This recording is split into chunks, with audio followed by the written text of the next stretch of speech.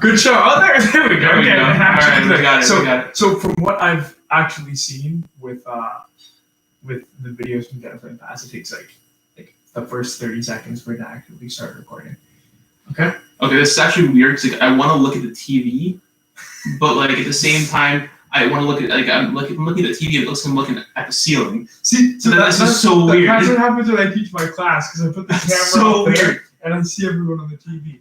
All right, welcome to Fast Fitness. This is going to be a show where we're going to answer a couple questions that you might have, whether that's about HIIT or diet or a little bit of whatever you may ask.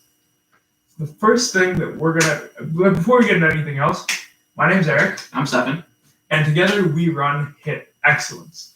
We focus on HIIT style exercises, into nutrition, and overall, we just work towards helping people create better versions of themselves. Let's talk a little bit about what got us into fitness first. So what got you into fitness? Well, back in high school, I was a little bit overweight. Well, say a little bit, put it mildly, more than a little bit. And, eventually I hit like 17, 18, and I just got sick of it. I saw myself in the mirror one day, and I did not like what I saw. So I used to kind of started with like, one day I decided, okay, I'm going to stop eating fast food. So stop eating McDonald's. Then I started going for runs. Then, from there just kind of went almost, I don't want to say off the rails, because it has a negative connotation to it. But it just kind of gradually increased from there, my level of fitness. And then I got into the gym, started lifting weights, and just kind of fell in love with the whole lifestyle. I love the compound effect of that because I actually had a really similar journey too, where it started with, I need to lose some weight because I don't like myself. And then it went to, now I'm super skinny. I don't like this either. I kind of found a happy medium. See, I think there's always a next step to it. But I think having said what we've said, it's important to note that, yes, we can be proud of what you've accomplished, but you don't be satisfied. Keep going. Keep pushing. And you can be proud without being all the way there. Exactly. I think it's important to take the time out to appreciate how far you've come sometimes. I totally agree with that. So I'm going to ask you, how did you get into HIIT? How did I get into HIIT? Well, I found that, I'm a big sports guy. I love playing all kinds of sports. I play hockey, I play baseball, I play basketball, but I suck at basketball. But I still like it. As where Rap's at? Yeah, I still like it. I'm terrible at it, but I still like it. Anyways, I digress. I found that HIIT was huge for sports. Like, I could put in so much more energy. When that third period, that fourth quarter came around, the ninth inning came around, I still have the energy that I had when the game first started. It's crazy how much energy it gives you. I found for me that a big part of why I got into HIIT was I used to get injured a lot. Okay. Because I thought I was a powerlifter. And I found that whenever I'd get hurt, I would rehab by doing all bodyweight stuff. And I just realized that I really enjoyed the calisthenic end of things. So I figured I could use that and incorporate it with some HIIT style speed or movements or rates of exertion and really allow myself to push forward in that avenue. Absolutely, that's huge. Like the calisthenics parts, that's actually a lot of fun. People will debate the end of the year with me saying that, you can't actually have a good workout with lifting weights. Respectfully disagree. Now, I love lifting weights too. It's a big part of my workout routine, but you can get a great workout without actually pumping, a 3-rep max in your bench press. So this wasn't one of the questions, but I feel like we should actually still take this time to address it. For anyone wondering what calisthenics is, it's body weight exercises. So that goes way beyond your typical push-up or your sit-up. That might be something as simple as a dead bug or a bird dog. It might be something as complex as a push-up burpee, a plank jump, or a butterfly push-up burpee. Basically, any body weight exercise that uses your body's momentum against you in the lift. And a great purpose of doing it is because moving your body weight is actually extremely hard. And I feel that a lot of people don't credit that because they're like, you're just doing push-ups, it's nothing. No, realistically, if I go on the ground and I'm doing push-ups, I'm moving 170 pounds. If you're doing them properly. If you're doing them properly. But that's not a light lift. That's a heavy bench. That's your body weight. No, it's true. It's true. It's actually a very good point. Yeah. So I actually want to get into a couple of the questions that we did. Yeah, let's get to it. First one, and this is a huge one. I feel like this is going to be a big part of what today's episode is about. What is HIIT? Well, HIIT is high intensity interval training. I mean, you're gonna look at me and say, well, duh, that's what it stands for. We all know it. But to be honest with you, what it is actually in the name itself. It's high intensity work in intervals. So, for one interval, let's say a minute, minute and a half, you're going to be going all out. You're going to be, your rated perceived exertion, which is how hard I think you're pushing yourself, might be at an 8 out of 10. And that's pretty high. Then there'll come another segment, another interval, where you're going to be going at maybe a 4 or a 5 out of 10 to get your heart rate back down. The purpose of HIIT training is it does kind of spike your heart rate. As we go through the hard sessions, the more intense segments, your heart rate's going to go up. As we go, through the lower sessions, your heart rate's going to kind of come down. And that's actually a huge part of what HIIT is. Because it allows you to keep going. It kind of prolongs the workout. If you're going to push yourself, all out, you're going to go, at an 8 or a 9 you might for go 5 minutes. Yeah, even. Maybe less. Maybe like 5, 10, because everyone's at different fitness levels. Of course. But I'm just saying for myself personally, if I'm going like an 8 or a 9, I don't think I'm going more than 10, 15 minutes. I might be able to squeeze 20 if it's a really good day. If you're pushing it, yeah. Let's say maybe you had a really good espresso that day and it's hitting exactly the right way that you need it. And, I want to actually talk about that elevation heart rate. The cool thing with HIIT, you have that whole peaks and valleys idea of it, because you give yourself that time to relax. And even though you're still doing an active rest during that valley, it's really nice. It's really refreshing. It's energizing. You're feeling good. And then when you are ready to pick it back up, it's fun. It keeps you on your toes. And that's actually the big part about not only why I like doing HIIT, but why I really enjoy teaching it, is that it's just a lot of fun. It's fun, it's simple, and it works. It gets the job done, but at the same time, you can get anybody to enjoy it. It doesn't really matter if they're 80 years old and can only kind of move, or if they're a triathlete. I feel like that's a big thing about HIIT that is really misunderstood, is that it doesn't have to be the hardest thing in the world at all times. We did get a question about exertion, and I feel like this is a really good part to throw this in, where for the HIIT exercise, the high intensity is only as high as you feel high intensity is. Absolutely. That's the whole purpose of the rated perceived exertion is it's relative to you as a person. So like, for example, my 8 might not be Eric's 8, right? We could be doing the same workout, but one of us might be going harder than the other one because that's what we can handle for that particular exercise. So for example, if, don't stress out about, oh, am I going harder? This person's going harder than me at this point in time. It doesn't matter. It's irrelevant. It's as long as you're feeling that your rated perceived exertion is where it needs to be for that particular exercise. For reference, if you have like an Apple Watch or some kind of like heart rate tracker, it might not be entirely reliable, but for the purposes of this story, let's pretend they are. And the point is that you should be, maybe for an 8 or a 9, you should be looking at about 70 to 80% of your max heart rate. To get your max heart rate, by the way, is just 220 minus your age. Very simple. Perfect. And something that I feel I really will throw in here. So I teach a HIIT class as well. And I know for one of my classes, I have 2 women who show up all the time. One of them can really bang it out, but she has quite a few injuries. So on some exercises, her RPE is crazy. And on some, like let's say it's something that's involving a squatting motion because she has bad knees, it's a lot lower. I just want to interject for just 1 second. Just a disclaimer, if you have an injury, don't try and be a hero and power through it. That is not worth it. I agree. If you're feeling like hurt, and I'm not talking about like muscle soreness because like, I'm doing too many bicep curls, my biceps getting sore. I'm talking like if you're feeling like, knee pain, elbow pain, joint pain, or something that doesn't feel like it's like a normal workout soreness, stop. So actually, I want to go over a question because that was a really good point. I want to go over a question I got asked today.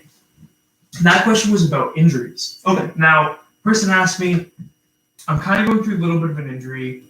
Should I just do nothing? And my immediate thought to the person was, no, that's not a good idea at all. If you're in this kind of a position, now this doesn't work for everything, but if you're in a position where, let's say, you kind of tweak your knee a little bit, just a little bit, to the point where you can still use it perfectly fine, but there's a little bit of stiffness or soreness, a great little workaround is ice, nature's natural inflammatory. And another great thing you can do is light stretching and light movements. Now, when you are doing stretching or when you are practicing any of these movements, you want to make sure that you're not pushing yourself to a point where it's painful. You're never trying to stretch or work away pain.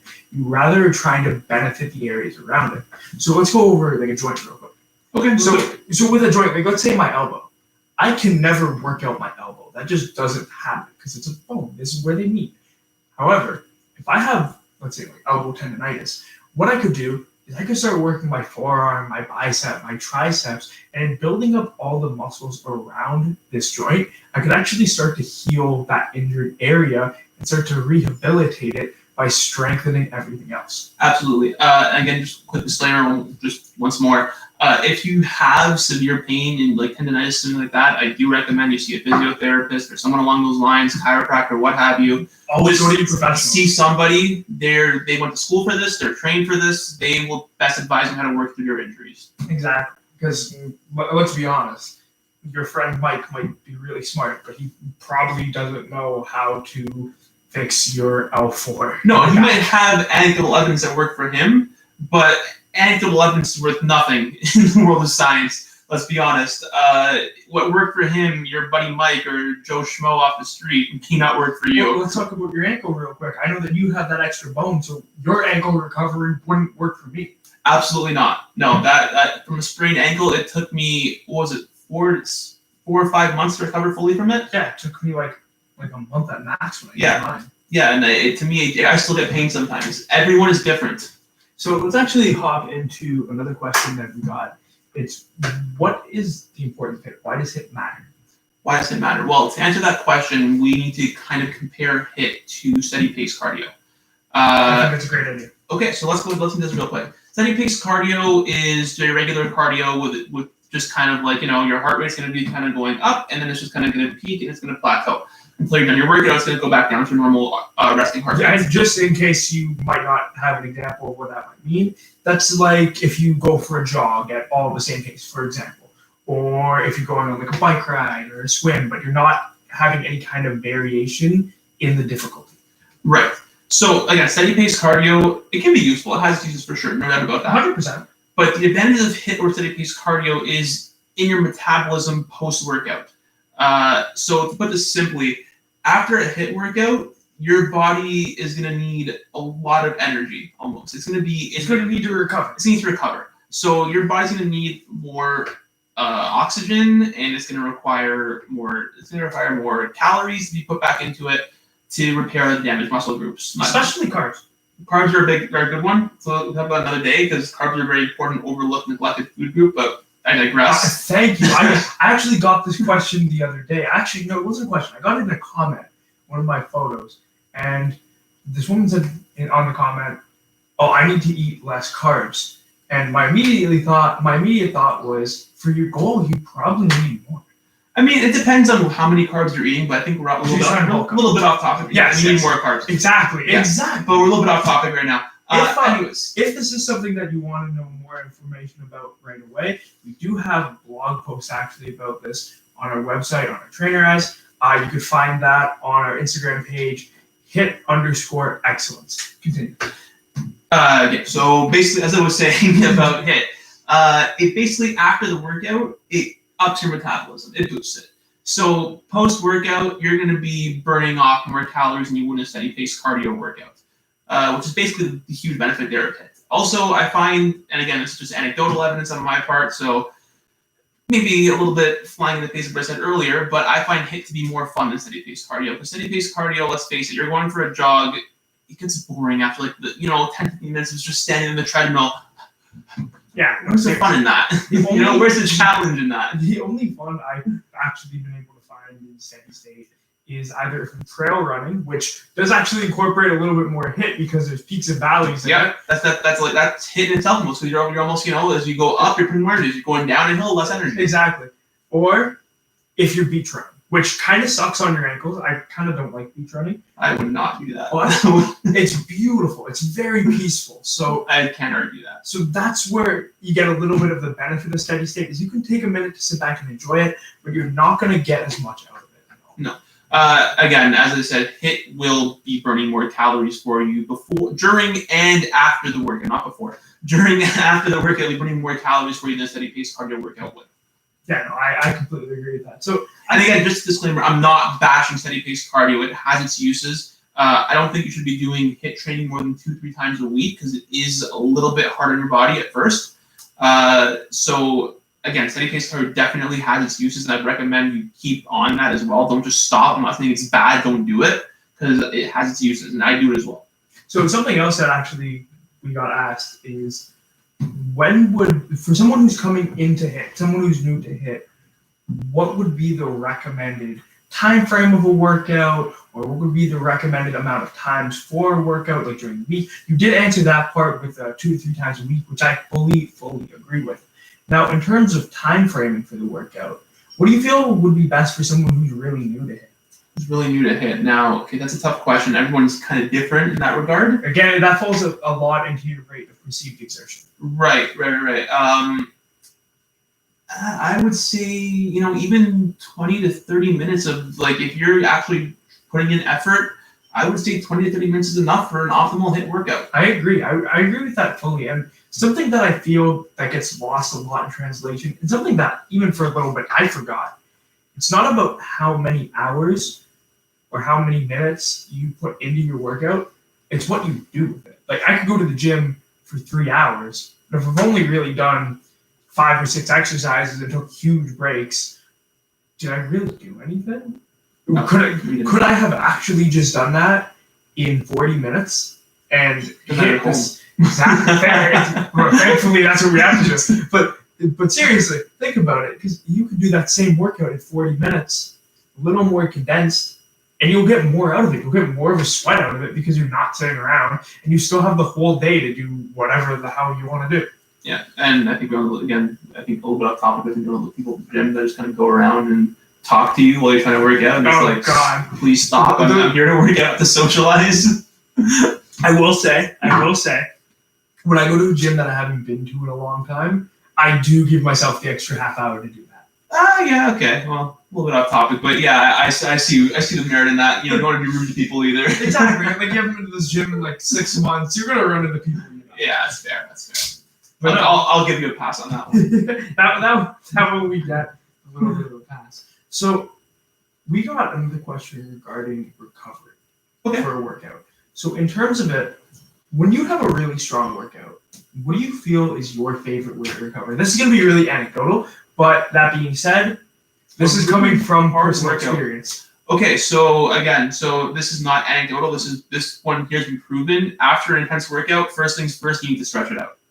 You have to stretch it out. Whether you're foam rolling, you're doing dynamic stretches, you're doing static stretches, you have to do something to stretch it out after a workout. No ifs, ands, or buts about it. You will not see as much results without stretching as you will with post-workout stretching. So it's been proven. It's not me. It's science saying it, not me. It's been proven. I want to jump into this because I feel like stretching also has a really bad connotation. People are like, oh, you're going to stretch. I remember who's saying that? I was at one of my buddy's soccer games. Okay? I was at one of my buddy's soccer games. And I looked at him and I'm like, don't you have to go stretch with the team? He's like, no, I never stretch. 5 minutes into the game, he pulls his quad. I was about to say, it was hilarious, and I went to stretch him out after when he did pull it. But I feel that, and this doesn't necessarily apply to some of the more experienced or some of the wiser people out there, but I find in the younger generations, there's a very negative connotation towards stretching. And that's something I immediately want to clear up. It's one of the greatest things you can do, especially because when you stretch, you actually, so we're going to get a little scientific. When you work out, you create micro tears in the muscle. That's how it grows. Same thing happens with your bones. Well, it grows when you repair those tears by eating more protein. But keep it super simple, right? Excuse me. So in terms of stretching, let's consider your muscle to be like a sausage, okay? So the inside of the sausage would be the muscle. Kind of what sausage? The outside casing would be the fascia. What that does is it contains the muscle. When you stretch, you create those same micro tears in your fascia, and that actually helps your muscles to grow. If you want bigger muscles, if you want stronger muscles, or if you want to just be able to feel better, stretch. It solves a lot of problems, and it's the easiest thing in the world to do. Like, boom, stretch. It's really not hard, guys. It's really not hard. Anyway, So back to to- recovery. So me personally, now I'm not big on supplements. I only take like 2 or 3 of them. I'm not huge on them, but I will recommend post-workout is a nice tall glass of BCAAs. Those are big. They help promote fat burning as opposed to catabolizing your own muscle for recovery. So again, I recommend those. It's the one supplement I will I'll not push, but I will, I'll recommend it. That one is good, and a meal. And don't skimp on the carbs post-workout. In fact, if you're afraid of carbs, like, okay, if you're eating 500 carbs, if you're eating 500 carbs a day, yeah, it's maybe a little bit too much. But if you're afraid of carbs, I would recommend you focus them all eating them post-workout. Because your body's going to be using them. Well, they're not many carbs. They're low. Don't scare the people. Still. You're scaring away the keto people now. Stop scaring the keto people. but it's true. People are like, oh, I have to cut out all carbs. No, you don't. You need vegetables. That is true. Fruit and vegetables are your friends. They like you. Give them a call one day. They want to hear from you. They miss you. Anyway. So the carbs post-workout. So yes, carbs post-workout are a big one. And of course, we all know protein. Protein is definitely the key towards muscle growth and repairing, and also fat loss. Protein is big for fat loss. Because it's hard to break down. It has a high thermodynamic ratio because it is a pain for your body to break down protein. That's also why if you have too much of it, you get a ton of heartburn. Yeah, because protein is built with amino acids, and amino acids in the name, very acidic. So you don't want too much okay, we're kind of going off on a tangent here. Protein's your friend. Carbs are your friend. Vegetables and fruit are your friends. So in moderation. Everything in moderation. Something else with the recovery aspect, which I found, and I feel that this is something saved for the absolute extreme case. Like, oh my God, I can't move anything. And I know that I use this. I went to outdoor HIIT event. It was like a 6-hour HIIT workout, and there were breaks in between, so it wasn't 6 hours straight, but it was really hard. And the next couple of days, I felt like death.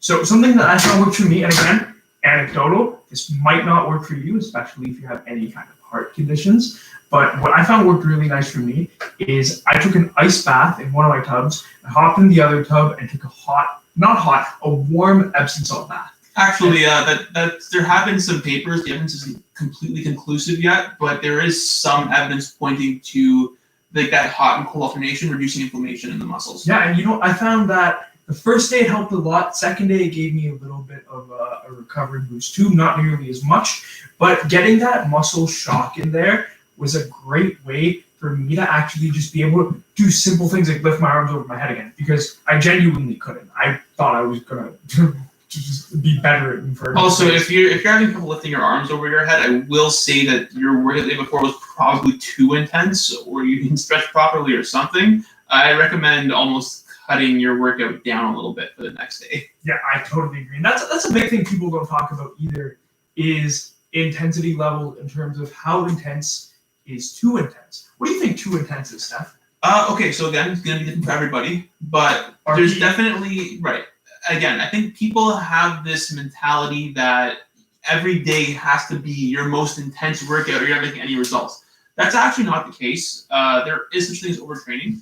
It can be detrimental if you're like, if you're like leaving every day and you're like, and you can't breathe, and the next day you're waking up sore, that's too much. Tone it down a little bit. It's kind of funny, actually. Sorry to cut you off, but it's kind of funny because I find that the people who overtrain the most tend to be trainers, because we're in the gym all the time because we're working in the gym. So it's really easy to say, oh, I have 20 minutes for my client. I'm going to go hit a set, or I'm going to go hit a couple of sets. And before you know it, you can barely move your arms. Exactly. General rule of thumb for that, because it is kind of, it's different for every person. Again, everyone's different. General rule of thumb, if your muscle groups are still sore, like let's say I went to the gym and I did a chest workout, and my triceps are so sore from that chest workout, because sometimes you're activating chest muscles and triceps get activated. Ton of tricep movements. You shouldn't go and do an arm workout the next day because your arms are sore. That's the general rule of thumb. If your muscle groups are sore, probably try your best to stay away from that muscle group the next workout. So this ties into something else, something I've been asked before, and that's been actually both for this YouTube class and the private class I run. That question's been, why do you switch from upper body to lower body every time, every class? And the reason for that is that if you're going to go into every workout, let's say we're doing a class 3 times a week, let's just say. If you're going to do them all upper body and the next week all lower body, not only are you going to feel like absolute death because you're going to be so sore, but you're actually going to start to get to the point where you're creating more damage than you're creating results. You're just, absolutely. At that point, you're kind of just wasting your time because you're hurting yourself. Recovery is an important part of muscle growth, of any kind of muscle growth, fat loss. It's an important part because as soon as you start overtraining, your stress hormones go up and you're making it harder on yourself to lose fat or build muscle. Whatever your goal is, you're making it harder on yourself. I can promise you that. So basically, rest days are important. Super important. Don't be a hero, is what I'm trying to say. I see too many memes these days. Is what the kids are into? The kids are into memes these days. Totally kidding. But I see too many posts these days talking about how, you take a rest day. Ooh, look at the princess over here taking a rest day. No, it does have a negative connotation too. They do. They have a really negative connotation. Yeah, absolutely. And, you know what? This wasn't a question you were asked, but I still want to talk about it. I feel that this is really important, especially because this is the first fast fitness we're doing. I want to talk a little bit about mindset, and I want to go over what I mean by that. So, in terms of your mindset, you can go to the gym every day and pump iron, or you can go at home into your little home setup, whether that's a yoga mat or you have a full gym. I mean, I can't go to the gym right now. It's been so cold. So don't remind me of that. Fair enough. Low. But you can hit your workout and you might get somewhere. But the real results really happen in having the drive to create them. Once you have your mindset on that idea of being able to hit that next level, whether that's you want to look better, feel better, lose weight, gain muscle, whatever you want to do. The second you can set your mind to it, you can start creating steps towards getting there. Being fit isn't, I hit a workout so now I'm fit. No, that's not true at all. I've seen a lot of people who look really muscular who are super unhealthy. Being fit and having a fit mindset is allowing yourself to make the little decisions every day that are going to help you progress towards your goal, no matter what that goal is, even if it's something as simple as having more energy. If you put that into your overall action base, it'll happen. And that's the only way to make change, is to want to make change. And very well said. Thank you so much. On that note, we're going to call it. I hope you enjoyed this. Thanks for tuning in, guys. I hope you enjoyed this week's episode of Fast Fitness. If you have any questions, whether it's a question you had because of this, or it's a question you have about literally anything else, maybe it's about what's a good fat, what's a bad fat. Actually, a good question. That's a very good question. Yeah, maybe it's something like that. Or maybe you have another question completely out of left field. Fire it away to us, either on Athletica's Instagram page or on our Instagram page. That's HIT, HIIT _excellence. And I was close. _excellence. And you can just send us a DM and we'll make sure that we include that into this next episode. And don't forget to eat your fruits and vegetables. Don't forget, they're your friend. Have a great day. I hope you enjoyed. Thanks, guys.